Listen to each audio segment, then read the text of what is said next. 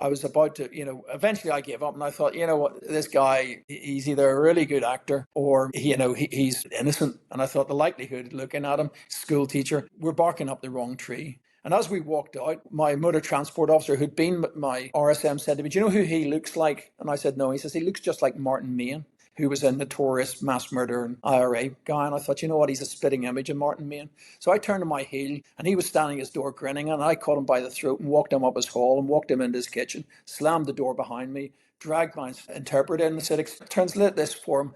Tell him either he tells me where all the weapons are or I'm going to put a shot through his fucking head. And he translated it back at me, at which point I then shot between his feet. And I said, the next one's going up your fucking nose. At which point he said, oh, okay. And that night they didn't hand it, but next day they handed 147 weapons in.